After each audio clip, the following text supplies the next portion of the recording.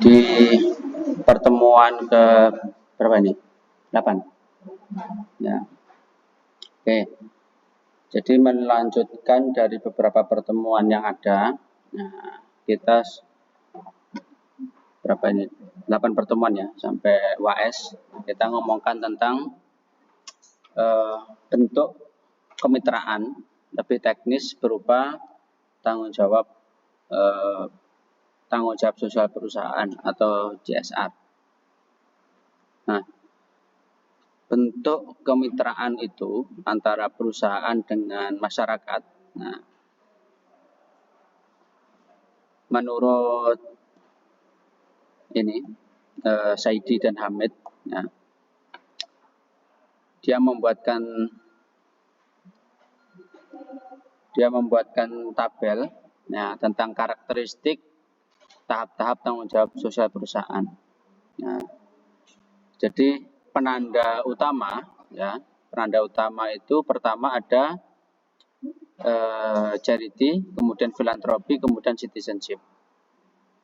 Nah, aspeknya, itu pertama ada aspek motivasi, visi, pengelolaan, pengorganisasian, penerima manfaat, kontribusi, dan inspirasi. Nah, jadi satu kesatuan di dalam bentuk karakteristik tanggung jawab sosial perusahaan itu ya ini. Nah, ini konsep yang secara ideal ya disusun berdasarkan kondisi di lapangan. Tapi kemudian masing-masing perusahaan atau industri di beberapa daerah itu memiliki ciri dan penandanya masing-masing. Sesuai dengan kebijakan pemerintah, kemudian alur perkembangan industri yang ada di daerah tersebut, kemudian tipologi masyarakat. Nah, itu nanti yang membedakan. Ketika masyarakat itu kemudian aktif, ya, aktif itu ya bisa mengkritisi, bisa kemudian saling berkoordinasi dan lain sebagainya, maka CSR itu akan semakin dinamis. Tapi kemudian kalau masyarakat itu acuh atau kemudian tidak punya perhatian, ya, misalnya ada satu perusahaan yang bergerak di bidang pertambangan misalnya. Nah, masyarakat tidak perhatian pada isu lingkungan, tidak perhatian pada bagaimana masyarakat bisa berdaya dan lain sebagainya. Nah, maka perusahaan akan tetap berjalan. Nah, karena dianggap kontrol dari masyarakat tidak berjalan seperti itu. Hubungan yang baik dia dengan pemerintah setempat itu. Nah. Oke, kemudian ini ngomongkan jenis atau sasaran. Nah, ada 6 bentuk. Pertama ada causa promotion, promosi yang terkait dengan kegiatan sosial. Nah, kegiatan sosial itu macam-macam bentuknya ya. Bisa bisa bentuknya pemberdayaan yang secara teknis atau misal pada isu-isu kemanusiaan, kebencanaan, ya, atau mendukung kinerja masyarakat untuk mengurangi konflik tertentu, untuk mengurangi masalah kemiskinan dan lain sebagainya. Nah, atau bisa juga berupa penanganan kasus. Nah, misal di suatu daerah banyak masalah-masalah pecandu narkoba misalnya. Nah, ada perusahaan yang kemudian concern pada isu itu. Kemudian ada pendanaan yang dipasrahkan pada masyarakat untuk melakukan rehabilitasi. pengelolaan dan sebagainya. Nah, contohnya misal seperti itu.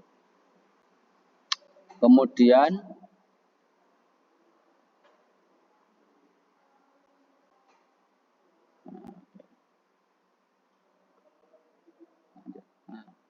yang kedua, kausa relate marketing, pemasaran yang terkait dengan kegiatan sosial. Nah, kalau ini, misalnya menyumbang sejumlah uang untuk setiap produk yang terjual. Nah, jadi misalnya kayak kamu sering ke Indomaret itu, 100 rupiah untuk disumbangkan untuk apa, terus yes dari berbagai yang ada itu. Nah, mungkin ya sebagiannya itu akan disumbangkan entah kepada siapa. Jadi sebenarnya sasaran dari CSR itu tidak hanya pada masyarakat di lingkup atau di sekitar perusahaan, tapi juga berlaku pada masyarakat umum yang tidak harus pada masyarakat di tempat itu. Nah, kalau masyarakat di sekitar itu mungkin wajib, sifatnya wajib. Tapi bagi perusahaan yang ada di satu tempat itu aja. Tapi misalnya kayak perusahaan yang jangkauannya luas, ya, misal kayak pabrik rokok, jangkauannya kan luas, seluruh Indonesia. Kemudian kayak Indomaret, Alfamart itu kan jangkauannya luas. Di setiap kecamatan ada. Artinya tidak hanya di lingkup itu saja. Nah, maka bentuk tanggung jawabnya yaitu beda dengan hotel. Hotel kan hanya di wilayah itu. Nah, tidak keluar. Dia tidak menjual produk. Nah, tapi kalau menjual produk sasarannya lebih luas. Karena tujuannya apa? Kembali ke faktor ekonomi. Apa yang dikeluarkan harus ada yang kembali. Nah, prinsip itu. Nah, makanya kamu kan sering melihat ya, ada toko-toko kelontong bentuk apa namanya, ada yang GGSP, ada yang SRC. Nah, itu sebenarnya bentuk apa namanya, penjualan bergulir kepada toko-toko terkecil itu. Lah, toko-toko terkecil itu kan mesti menjual produk. Makanya misal SRC mesti menjual misal rokok yang paling dominan dari SRC. Ya, apa namanya, Sampurna dan lain sebagainya. GGSP mesti menjual produk gudang garam. Karena itu partnership-nya dari gudang garam dan yang lain-lain. Nah, sampai jangkauan sampai itu. Nah, tinggal apa? Tinggal ditempeli aja banner, ya. Terus kemudian nanti entah diskon apa dan sebagainya. Nah, itu sampai segitu. Jadi strategi yang dibuat oleh perusahaan, terutama produk konsumsi masyarakat rutin, maksudnya ya, bahan rumah tangga atau konsumsi masyarakat secara umum. Nah, itu biasanya dia menyelipkan biaya-biaya kecil-kecil itu dengan apa namanya ya, dengan embel-embel untuk disumbangkan dan lain sebagainya. Jadi tidak utuh. Ya, jadi bentuknya itu tidak utuh. Katakanlah misal 1 tahun 500 juta misal, atau 300 juta, enggak. Ya, dia berdasarkan ini. Makanya strategi pemasarannya dibuat harga yang tidak utuh. Misal Lifebuoy 3.925. Orang mesti membayarnya 4.000. Nah, 75 rupiah ini kan nggak ada kembalian. Ditukar permen nggak cukup. Nah, terus ditukar apa lagi? Mesti harganya kan tetap.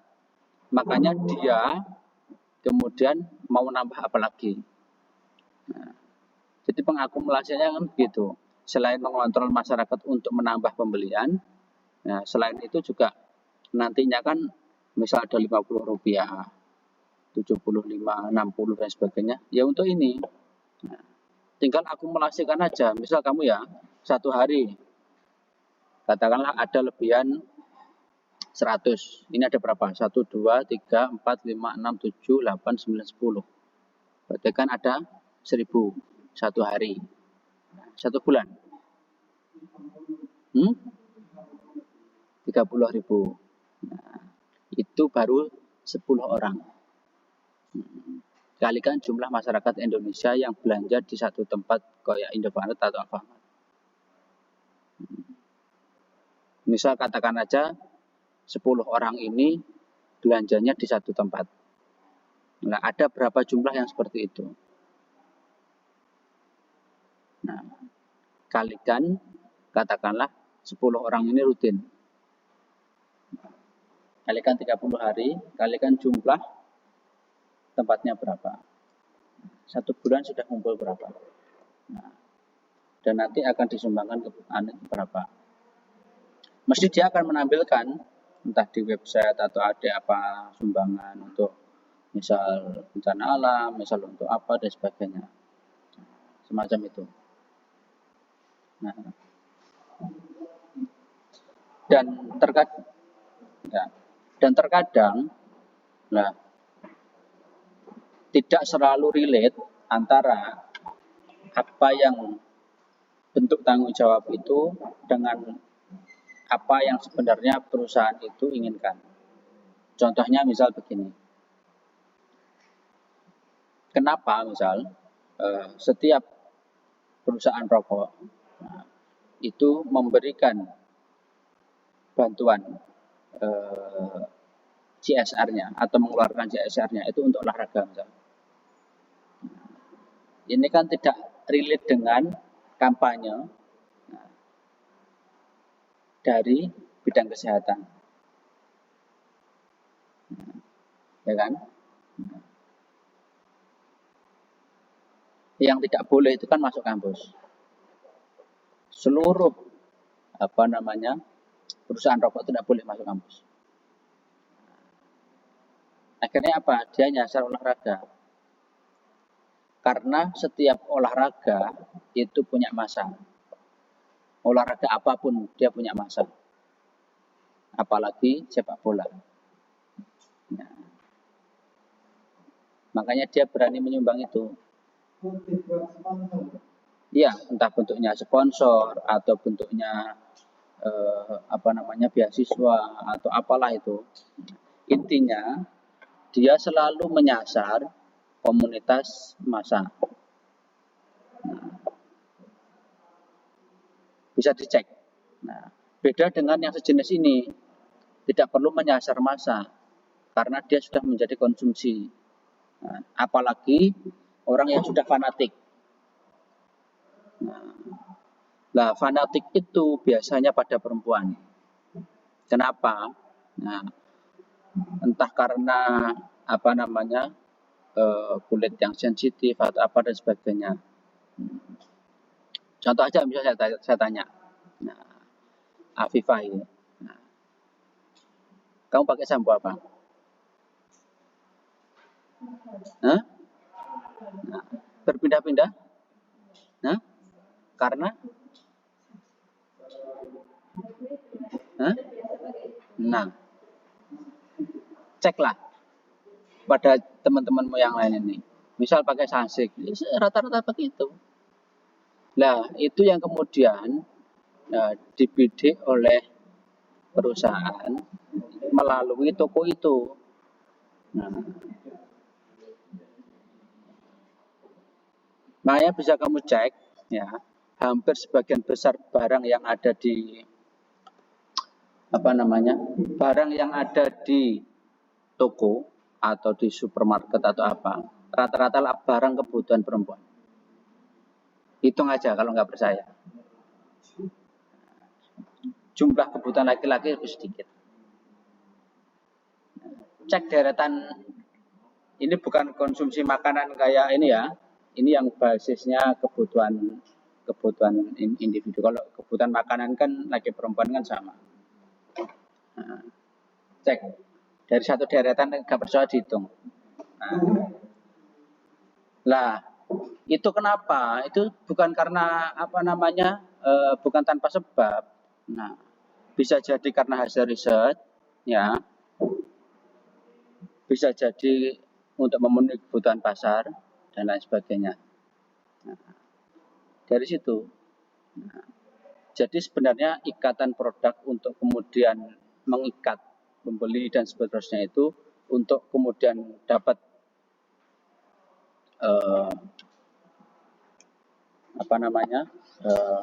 ini. Nah, terus kemudian bertambah dengan perempuan itu selalu perhatian pada setiap nilai rupiah. Nah, jadi digiring untuk membeli produk, nah, tapi tidak ada bentuk sumbangan semacam ini. Masih perempuan akan protes, ya kan? Nah, buat apa dan sebagainya, mesti mempertanyakan. Nah, beda dengan laki-laki, jumlahnya sedikit, tapi ada. Nah, dan selalu tidak perhatian. Kayak apa sih? 100, ya, 200, sebagainya. Ya, gak perhatian. Dan sebenarnya masalah psikologi pembeli itu dimainkan. Nah, dan kaitannya dengan CSR, ya itu tadi. Jadi produk yang dikonsumsi masyarakat secara umum, secara rutin, dia tidak mengambil CSR yang akumulasi per tahun atau apa itu. Tapi kalau perusahaan yang bekerja di bidang yang bukan konsumsi rutin masyarakat, itu per tahun. Nah, misal pabrik tekstil, terus kemudian martek, terus kemudian dan sebagainya itu biasanya per tahun. Nah, itu bedanya. Nah,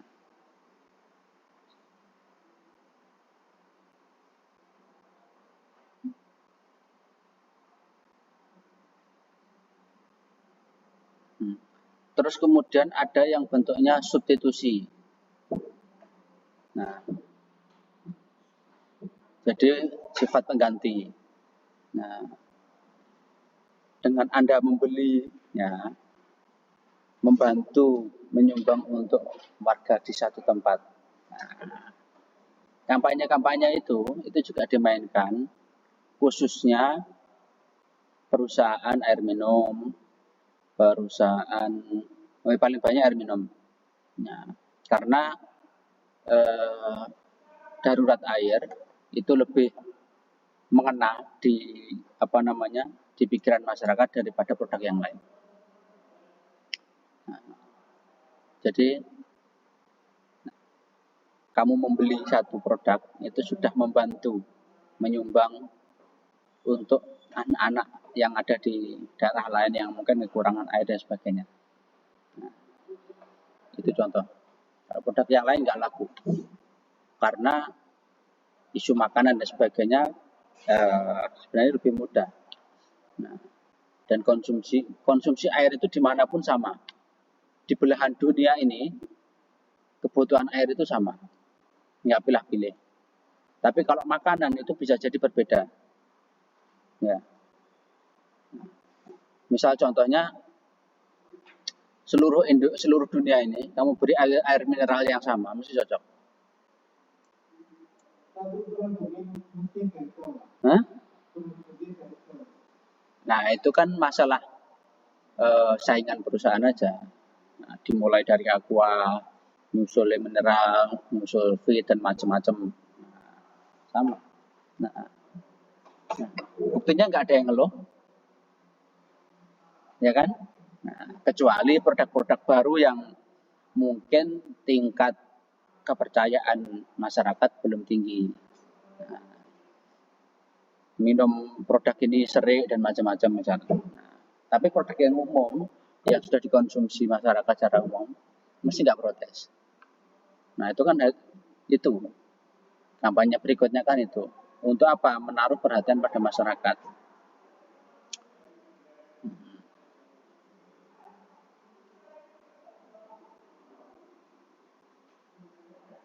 Nah, ini beda dengan jenis perusahaan milik BUMN. Dia selalu menyisihkan sejumlah laba untuk digunakan untuk kegiatan program kemitraan bina lingkungan. Hampir rata-rata ya bentuk kemitraan dari perusahaan dari BUMN itu sifatnya administratif yang mengikuti kinerja pemerintah karena dia milik BUMN. Ya. Misal kayak BRI, dia selalu misal pasang untuk apalah di satu tempat, untuk di kampus lah atau di apa dan sebagainya. Artinya yang bersifat formal. Misal Pertamina di apa, misal di beasiswa atau di apa seperti itu. Nah, jadi tidak ada model gaya kayak tadi itu, sumbangan seratusan dan sebagainya, enggak ada. Dia selalu menyasar bentuk program kemitraan ya di satu tempat begitu. Nah, itu gaya BUMN. Nah, bisa kamu cek. Nah, Bank Himbara, ya, BNI, Mandiri, BRI, BTN. Nah, ini selalu begitu, bisa memberikan ada tempelan-tempelan kan mesti ada tempelan. Nah, ya mungkin enggak mesti meninggalkan tempelan jejak. Misal rumah belajar misalnya. Nah, di situ mesti ada logo BRI atau logo BNI atau apa, mesti ada.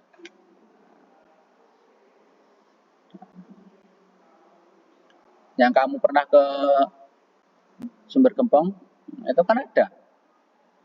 Besar malah, BRI. Itu artinya CSR dari BRI. Mesti nempel itu.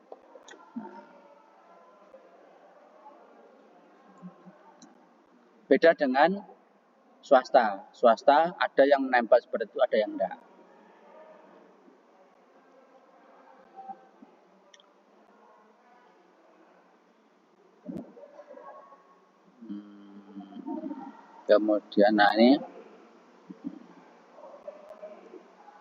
Kemudian corporate social marketing, pemasaran kemasyarakatan perusahaan.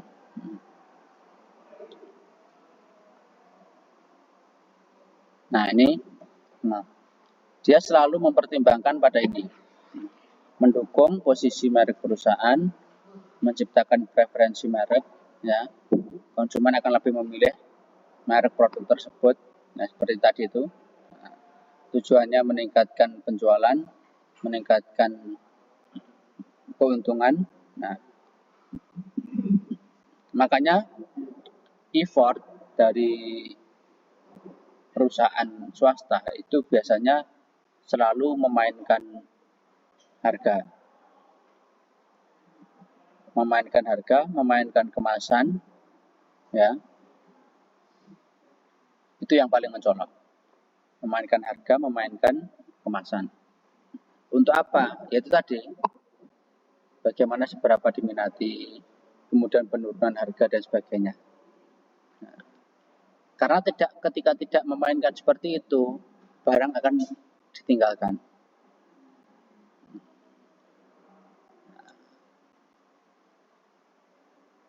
Contohnya saja, dari ke berapa nih? 1, 2, 3, 4, 5, 6, 7. 7 laki-laki ini ada enggak yang fanatik pada satu rokok? Regane pira dituku? Nah, berapa orang dari ketujuh ini? Nah, katakanlah 2 orang ya. Oke, katakanlah 2 orang. Nah, misal mbiyen rokok. Misal dulu sebelumnya rokokannya Sampurna sekarang sudah 32. Nah, wes tuku jaket ae wis. Nah, beli mangga lah itu sebagainya. Jadi apa namanya? Ya itu tadi. Nah, karena tidak ada itu tadi. Nah, makanya berbeda dengan perempuan tadi itu kan. Nah, akhirnya kemudian memainkan kemasan. Kayak air mineral itu kan memainkan kemasan. Mulai dari kemasan galon, kemasan yang tanggung 600 mili, kemasan yang 1.500, kemudian ketampilan aqua, tampilan yang lebih kecil lagi, nah, dan sebagainya. Dia selalu memainkan itu. Selain memainkan harga, memainkan kemasan. Dari semuanya ini, mana tingkat yang paling laku? Gitu.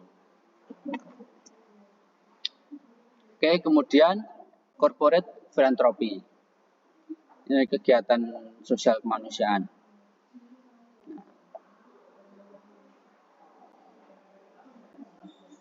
Ada yang bentuknya sumbangan, ya, sumbangan, memberikan hadiah, dan lain sebagainya. Hibah, dan lain sebagainya. Beasiswa, layanan, dan macam-macam. Nah, biasanya model semacam ini banyak diterapkan oleh perusahaan BUMN. Misal pada waktu momen ulang tahun, ya, ulang tahun BRI lah, ulang tahun BNI atau apapun. Nah, misalnya agenda jalan sehat, hadiah sepeda Scoopy misal, atau uang tunai, atau apalah sebagainya. Nah, itu kemudian selain diakumulasi untuk kegiatan sosial, juga bentuk mengeluarkan CSR itu tadi.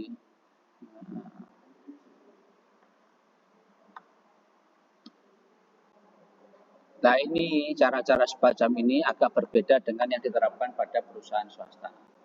Perusahaan swasta jarang menggunakan model semacam itu, kecuali pada karyawannya. Agenda-agenda jalan sehat, terus kemudian apa namanya senam sehat dan macam-macam itu agenda-agenda semacam itu, atau dibuat lomba, macam-macam. Ya. Jadi setiap dana yang dikeluarkan dengan berbagai model jenis itu sebenarnya bentuk pengeluaran dari CSR. Nah, entah dikemas jadi lomba ya, atau dikemas dengan agenda-agenda senam sehat dan macam-macamnya itu merupakan hadiah yang dikeluarkan itu ya bentuk dari CSR itu. Jadi kadang tidak cuma-cuma.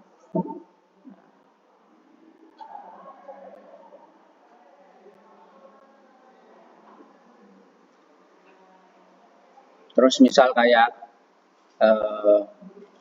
perusahaan sepeda motor, kadang memberikan jaminan, layanan ganti oli gratis, atau servis gratis, dan lain sebagainya.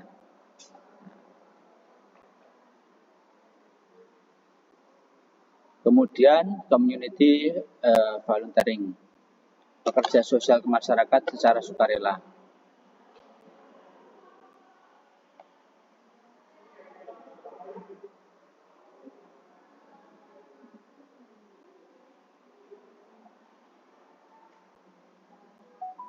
Nah, biasanya ada yang bentuknya sukarelawan untuk survei. Pernah kan? Pernah dapat survei ditanya, Mbak, Mas, apa produk yang disukai, apa yang paling sering dibeli, sabun apa yang dan sebagainya. Pernah? Nah, itu bentuk sukarelawan. Sukarelawan itu bukan berarti kosongan gak digaji ya. Nah, dia mesti dihonori, cuman dia menjadi tenaga, ya tenaga sukarela yang bukan karyawan, dibutuhkan sekali waktu untuk survei, ya, untuk promosi dan lain sebagainya. Itu namanya community volunteering. Biasanya ada rekrutmen semacam itu yang sifatnya temporal, ya. Kemudian Nah, ini agak berbeda dengan sales. Ya, kalau sales itu kan dia pekerja. Tapi kalau sukarelawan itu ya temporal, sesuai kebutuhan, tidak selalu rutin. Kalau sales itu kan dia bekerja di situ. Kemudian yang berikutnya, socially responsibility business practices. Praktek bisnis yang memiliki tanggung jawab sosial. Nah, ini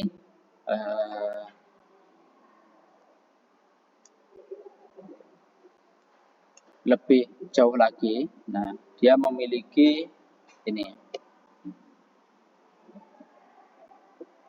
Nah, implementasi praktek bisnis dan implementasi yang menunjang upaya peningkatan kesejahteraan dan pelestarian lingkungan melebihi ketentuan yang telah ditetapkan. Nah, tapi ini 1001 ya, yang berani ya mengeluarkan tenaganya, pendanaannya untuk hal-hal semacam ini. Misalnya program sanitasi, ya, terus kemudian pokoknya yang berbasis lingkungan. Nah, berbasis lingkungan itu tidak harus permajaan kembali ya, tapi bagaimana upaya mengurangi atau setidak-tidaknya dengan bahan kimia atau apa dan sebagainya itu bisa mengefektifkan dari serangkaian kebutuhan masyarakat. Nah,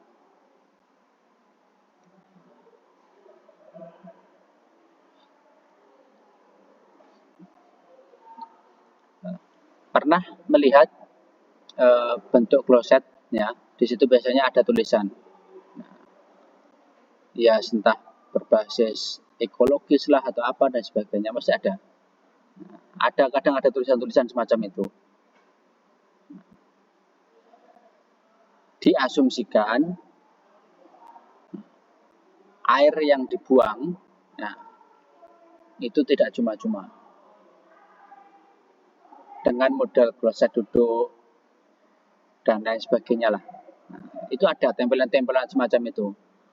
Kalau kita berada di tempat umum, ya, misal di apa namanya stasiun, di bandara, di hotel dan sebagainya itu ada tempelan-tempelan semacam itu. Nah, itu juga sebenarnya kampanye aja. Kampanye dengan menempel isu-isu ekologis, isu-isu lingkungan. Atau kemudian kampanye mengganti ya apa namanya tas kresek plastik menjadi paper bag. Nah, dengan apa? Mengurangi. Ya.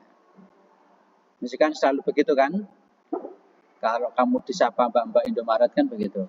Nah, tapi dengan harga yang agak tinggi dan bisa dipakai ulang, tidak sekali buang. Mungkin harganya agak lebih tinggi, tapi itu. Terima kasih sudah membantu apa dan sebagainya lah itu dengan narasi yang banyak. Itu sebenarnya. Jadi bukan kemudian permajaan kembali nandur, nanem dan sebagainya biar tidak terjadi bencana alam dan sebagainya, bukan. Tapi karena apa? Dia memikirkan tidak mungkin akan kembali seperti semula. Karena sudah terlanjur dengan dibangun, ya itu nggak mungkin akan permajaan kembali. Sulit. Nah, ya langkah kampanyenya ya dengan begitu. Misalnya, nah 10 orang, nah, itu berhasil mengganti dari tas kresek plastik menjadi paper bag. Nah, berarti kan sudah mengurangi 10 plastik. Kalikan berapa jumlah warga. Nah, kebalikan sumbangan tadi. Nah, anggap aja jumlahnya sama. Nah, kalau tadi membantu menyumbangkan, tapi ini membantu mengurangi. Nah, kampanye satu membantu memberikan sumbangan. Dengan apa? Dengan memaksa masyarakat yang membantu menyumbang dengan membeli produk. Yang kedua, memaksa masyarakat untuk menggunakan produk untuk mengurangi sesuatu. Jadi orientasi yang pertama tadi orientasi keuntungan dan kemanusiaan. Nah, ini orientasi lingkungan. Jadi efisiensi dan kemudian ada target kemanusiaan. Nah, itu.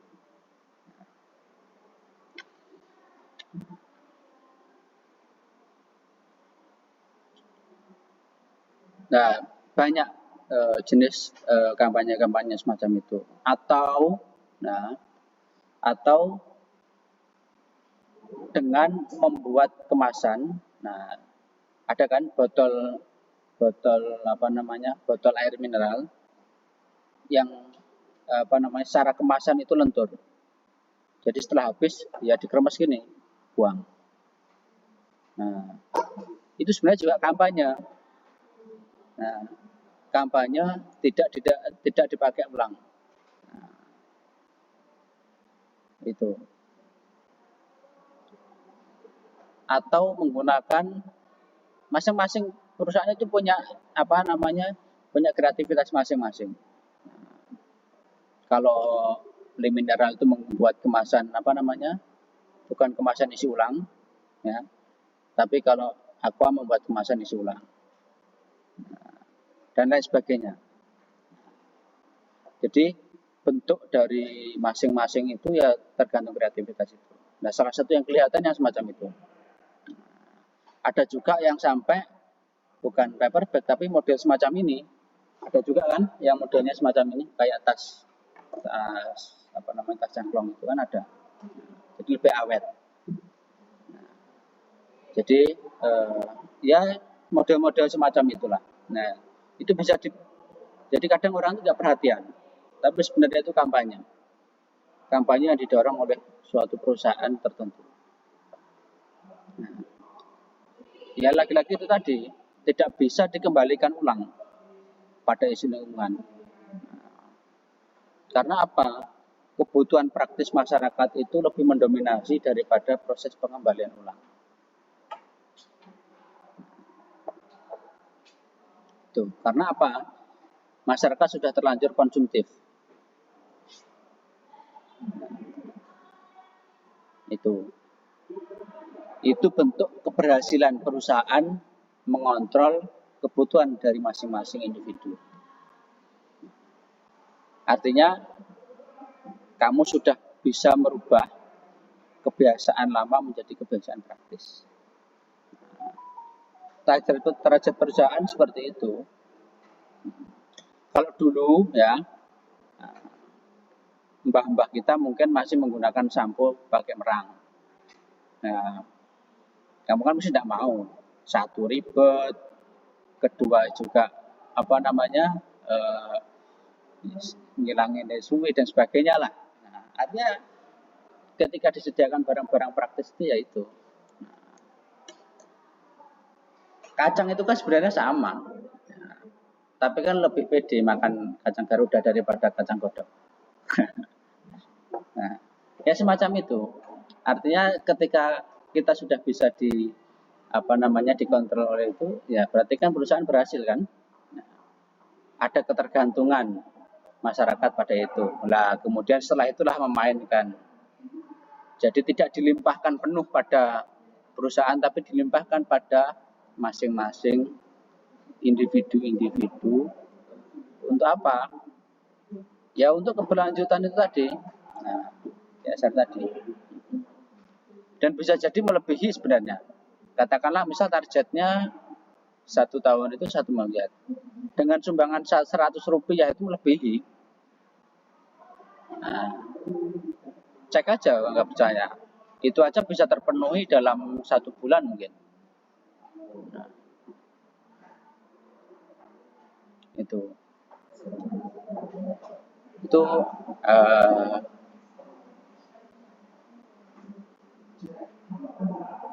kemudian